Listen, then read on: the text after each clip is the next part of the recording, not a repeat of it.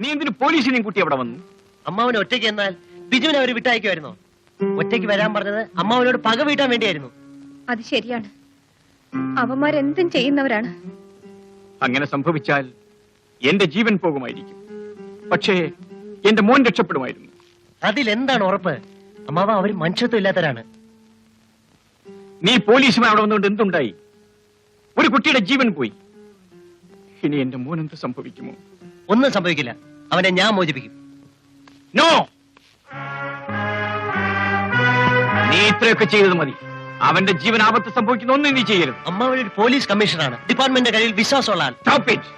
ഉദ്യോഗത്തെ പറ്റിയും വിശ്വാസത്തെ പറ്റിയും നീ എന്നെ പഠിപ്പിക്കണ്ട. ഈ കാര്യങ്ങളൊന്നും നീ ഇടപെടുകയും വേണ്ട. അമ്മാവ, നിങ്ങൾ തമ്മിൽ ഇങ്ങനെ വഴക്ക് കൂടിയാൽ എങ്ങനെ? എന്റെ മോനെ എങ്ങനെയെങ്കിലും രക്ഷിച്ചു കൊണ്ടുവരാൻ നോക്കൂ. ദൈവമേ, എന്റെ മോനൊരാപത്തും വരുത്തല്ലേ.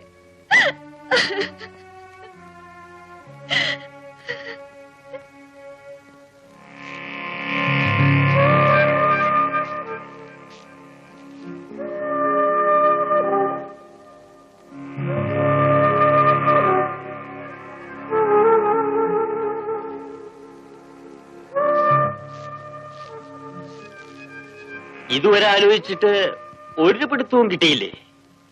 ഇനി എന്ത് ചെയ്യണമെന്ന് ഞാൻ പറഞ്ഞു തരാം. നാളെ വെളുപ്പിന് കമ്മീഷണർ കണി കാണുന്നത് ആ ചെറുക്കന്റെ ശവമായിരിക്കണം.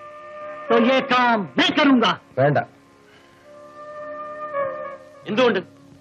അവൻ ഒറ്റയ്ക്ക് വരാൻ പറഞ്ഞിട്ട് നമ്മെ പിടിക്കാൻ പോലീസുമായിട്ടാണ് വന്നത്. അവന്റെ മോനെ കുന്ന് അവന്റെ മുമ്പിൽ എറിഞ്ഞു കൊടുക്കണം. ഗംഗയുടെ പ്രതികാരവും തീരും, നമുക്ക് തിരിച്ചു പോവുകയും ചെയ്യാം. ഗംഗ എന്ത് പറയുന്നു? ഇല്ല, അവനെ എനിക്ക് നേരിട്ട് കാണണം. നേരിട്ടോ? അതെ, വൈകുന്നതിന് മുമ്പ് ഞാൻ തിരിച്ചെത്തിയില്ലെങ്കിൽ മോന്റെ ശവം അച്ഛനേൽപ്പിച്ചേക്ക്.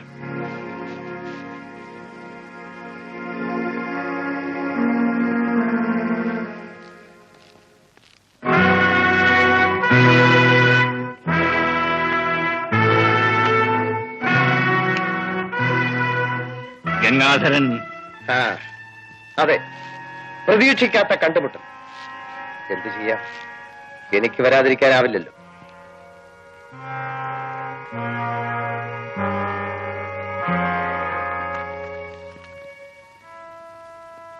എവിടെ എന്റെ മകൻ? എന്റെ മകൻ ബിജു എവിടെ? പറയാം. അത് പറയാനാണ് ഞാൻ ഇങ്ങോട്ട് വന്നത്. പിന്നെ ഞാൻ വാതിലടച്ചത് വല്ല പോലീസോ മറ്റോ വന്നാൽ നമുക്കത് അസൗകര്യമായിരിക്കും. ഇരിക്കൂ. അല്ല, ചേച്ചിയോ? നിങ്ങളെയൊക്കെ കാണാനാണ് ഞാൻ ഇങ്ങോട്ട് വന്നത്. നിങ്ങളെയൊക്കെ എനിക്ക് മറക്കാനാവില്ലല്ലോ. എന്റെ കൂടെ ഉണ്ട്, സുഖമായിരിക്കുന്നു. അല്ല, കുട്ടികളായാലും എന്തെങ്കിലും കുരുത്തക്കേട് കാണിച്ചെന്നിരിക്കും, അതിന് പോലീസ് പിടിപ്പിക്കും, ജയിലിലടയ്ക്കും എന്നൊക്കെ പറഞ്ഞ് ഭയപ്പെടുത്തിയാൽ. എന്നാ ഞാൻ കണ്ടത് ഭാഗ്യം. വെള്ളത്തിൽ വീണ് മരിക്കേണ്ടതായിരുന്നു. അവനെന്തെങ്കിലും പറ്റിയോ? ഒരു കുഴപ്പമില്ല. അവനെ ഒന്ന് കാണാനെങ്കിലും. അതാണ് പ്രശ്നം. ഞാൻ അപ്പോഴേ പറഞ്ഞതാ വീട്ടിൽ പോവാൻ. വരില്ല, അച്ഛനെ ഭയം. എന്നാ സാറിന് ഞാൻ അങ്ങോട്ട് വിളിച്ചു. സാറ് വന്നതോ പോലീസും തോക്കൊക്കെ ആയിട്ട്. പിന്നെ മോൻ വരും. പോലീസിനെ ഒളിച്ച് നടക്കുന്ന എനിക്ക് അവനെ ഇങ്ങോട്ട് കൂട്ടിക്കൊണ്ടുവരാൻ പറ്റും? അതും പറ്റില്ല. ഇപ്പോഴും ഞാൻ അവനെ വിളിച്ചതാ. അല്ല, മോന്റെ കാര്യത്തിൽ സമാധാനമുണ്ട്. അല്ല, കുടിക്കാൻ വല്ലതും കൊണ്ടുവരാം. പാവം, ഞാൻ പറഞ്ഞത് മുഴുവൻ നിങ്ങളുടെ ഭാര്യ വിശ്വസിച്ചു. എനിക്ക് സ്ത്രീകളുടെ മനസ്സ് പോലും നോവിക്കുന്നത് ഇഷ്ടമല്ല. ഞാൻ എന്റെ നിർമ്മലയെ വെട്ടിക്കൊല്ലേണ്ടി വന്നത് നിങ്ങളെപ്പോലെയുള്ള ദുഷ്ടന്മാരിൽ നിന്ന് രക്ഷിക്കാൻ വേണ്ടിയാണ്. ഗംഗാധരൻ, ഈ നിലയിൽ നിങ്ങൾ കോപിച്ചിട്ട് കാര്യമില്ല. നിങ്ങൾക്ക് ഇനി ഒന്നും ചെയ്യാനാവില്ല. വേണമെങ്കിൽ നിങ്ങൾക്ക് എന്നെ അറസ്റ്റ് ചെയ്യാം. പക്ഷേ ഈ സമയം നിങ്ങളുടെ മകൻ എന്റെ ആളുകളുടെ കയ്യിലാണ്.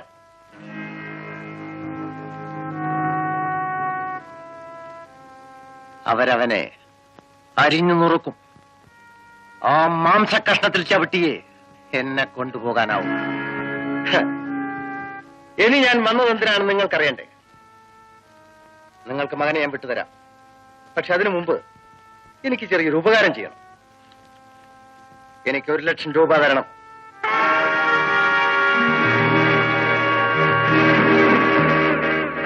നിങ്ങളെപ്പോലെ സത്യസന്ധനായ ഒരാൾക്ക് ഇത്ര വലിയൊരു സംഖ്യ ഉണ്ടാക്കാൻ വിഷമായിരിക്കും. സാരമല്ല, വഴി ഞാൻ പറഞ്ഞുതരാം. നല്ലൊരു കക്ഷിയിൽ നിന്ന് കൈക്കൂലി വാങ്ങണം, ഇല്ലെങ്കിൽ കൊള്ളയടിക്കണം. പറ്റില്ലെങ്കിൽ വേണ്ട, മകന്റെ ജീവൻ രക്ഷിക്കണമല്ലോ എന്ന് വെച്ച് ഞാൻ പറഞ്ഞത്. തമ്പിക്ക് ഞാൻ 4 ദിവസം തരും. അതിനിടയ്ക്ക് ഞാൻ ആവശ്യപ്പെട്ട പണം എത്തിച്ചു തന്നില്ലെങ്കിൽ അത് വാങ്ങിക്കാൻ വരുന്നത് തന്റെ ഓമനപുത്രന്റെ വലത് കൈയായിരിക്കും. അത് വെട്ടി ഞാൻ ഈ മുറ്റത്ത് കൊണ്ടിടും. You bloody.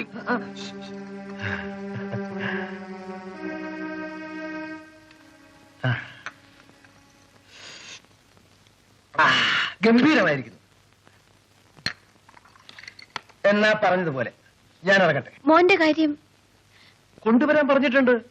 സാർ ഒരു അക്ഷരം മിണ്ടുന്നില്ല. ഇതിനൊക്കെ കുറ്റം ആ കുഞ്ഞെന്ത് ചെയ്തു? ആ ചേച്ചിയെങ്കിലും ഒന്ന് ഉപദേശിച്ച് നോക്ക്.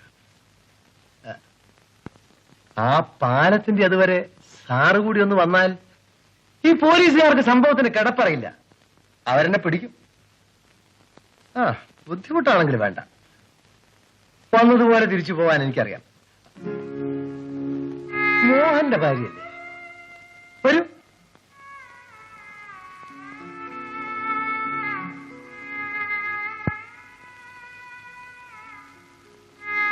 എന്റെ ഭാര്യ നിർമ്മല നിന്നെപ്പോലെ സുന്ദരിയായിരുന്നു. പക്ഷേ അവളുടെ ഗതി നിനക്കുണ്ടാവില്ല.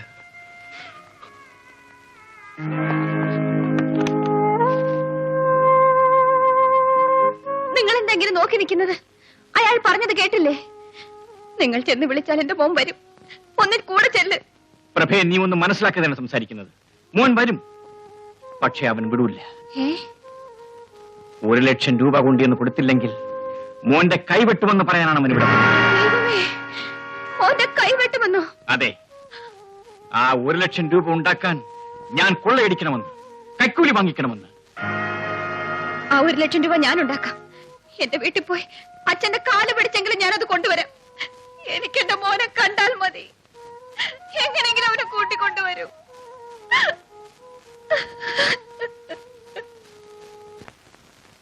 അമ്മാവനിരിക്കൂ, ഞാൻ ചായ കൊണ്ടുവരാം. ശ്രീധരൻ തരാ കാര്യമൊക്കെ സാധിച്ച അമ്മാവൻ ഇരിക്കേ, ഞാനിരിക്കാം. തിന്നാനുള്ളതൊന്നുമല്ലേ.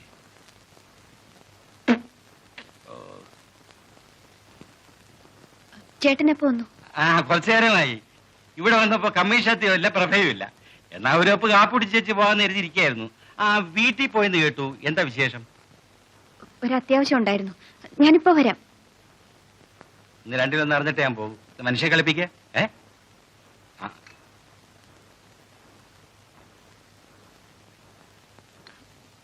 ചേട്ടൻ ഇങ്ങോട്ട്? അല്ല, അത് ഞാൻ പറഞ്ഞില്ലല്ലോ. നമ്മുടെ പ്രേമചന്ദ്രനെ 2-3 ആലോചനകൾ വന്നിട്ടുണ്ട്. എല്ലാം നല്ല പാർട്ടിയാ. 2-3 ലക്ഷം രൂപ ശ്രീധരൻ തരാമെന്നാ പറയുന്നത്. പെണ്ണിന്റെ 2 ആംഗളമാര് അങ്ങ് പേർഷ്യയില. ഏതായാലും ഇവിടെ വന്നൊന്ന് ആലോചിച്ചിട്ട് പറയാമെന്ന് ഞാൻ പറഞ്ഞു. അല്ല, അതല്ലേ അതിന്റെ ശരി. ഈ നിലയിൽ ഇവിടെ ഇപ്പോ രേഖയുടെ പഠിപ്പൊന്ന് തീരട്ടെ. ഇനി അതുവരെ കാത്തിരിക്കാനൊക്കത്തില്ല. അല്ല, അത് നിങ്ങൾക്ക് മനസ്സിലായിക്കൊള്ളൂ. ഏതായാലും എനിക്കിനി ഞാൻ വെച്ചിട്ടിരിക്കാനൊക്കില്ല. മൂത്തവന്റെ ഗതിയായിരിക്കും അവനും. ഇത് നമുക്ക് നിർത്തിക്കളയാം. പേർഷ്യൻ ഡേറ്റ് ഒന്നും ഞാൻ ചോദിക്കുന്നില്ല. എങ്ങനെ വന്നാലും നമ്മൾ ബന്ധുക്കളല്ലേ. അതുകൊണ്ട് വെറും 1 ലക്ഷം രൂപ തന്നാ മതി. നമുക്ക് പിറ്റേ ദിവസം ഈ കല്യാണം നടത്തിക്കളയാം. ചേട്ടൻ ഇത്ര ധൃതി പിടിച്ചാൽ? ധൃതി പിടിക്കും. അല്ലെങ്കിലേ അവസാനം പ്രേമേന്ദ്രന് പ്രേമം കൊണ്ട് വഴിഞ്ഞെന്ന് പറയും. ഞാൻ രൂപയ്ക്ക് എവിടെ പോകും?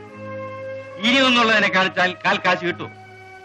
ഇപ്പൊ എനിക്ക് 2-1 എനിക്കൊന്നും പറയാനാവില്ല. വേണ്ട, പറയണ്ട. ഞാൻ പറയാനുള്ള പറഞ്ഞു കഴിഞ്ഞു. ഞാൻ ഇറങ്ങുക. ആ പേർഷ്യക്കാർക്ക് വാക്ക് കൊടുക്കാൻ പോകുക. ചേട്ടാ, മോൻ കൂടെ ഇവിടെ ഇല്ലാത്ത സ്ഥിതിക്ക് എങ്ങനെയാ? നിങ്ങൾക്ക് നിങ്ങളുടെ മോള്, എനിക്ക് എന്റെ മോൻ. 1 ലക്ഷം രൂപ എനിക്ക് നഷ്ടം. ഏതായാലും ഈ കല്യാണം ഇപ്പൊ നടക്കില്ല. എന്റെ മോക്ക് അത്ര പ്രായമായിട്ടില്ല. അങ്ങനെയൊക്കെ തന്റെ നല്ല കരുതുന്നത്. പക്ഷേ അവരങ്ങനെ വിചാരിക്കാറില്ലല്ലോ. ഏതായാലും ഈ വർത്തമാനം ഇവിടെ കൊണ്ട് നിർത്തുന്നു. ഞാൻ ഇറങ്ങുക.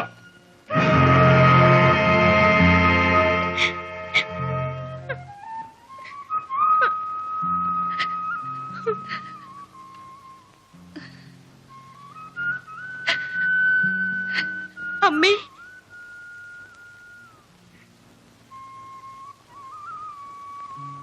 സാരമില്ല മോളെ, നിനക്ക് അവനേക്കാൾ നല്ലൊരു ചെറുപ്പക്കാരനെ കിട്ടും. അങ്ങനെ ഒരാളെ എനിക്ക് വിവാഹം ചെയ്യാൻ കഴിയില്ലമ്മേ. എന്നാ കൊണ്ട് കൊടുക്കടി 1 ലക്ഷം. ഒരുത്തിയുടെ കണ്ണുനീര് ഞാൻ കാണുന്നുണ്ട്. അവരുമായിട്ടുള്ള ബന്ധം മതി. അങ്ങനെ പറയരുതമ്മേ.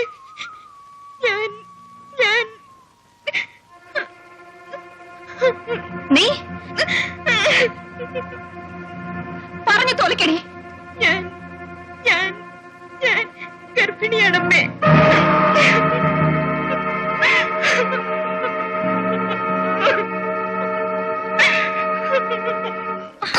അമ്മേ, അമ്മേ, എന്താ അടിക്കരുതമ്മേ. അമ്മേ, വിടമ്മേ.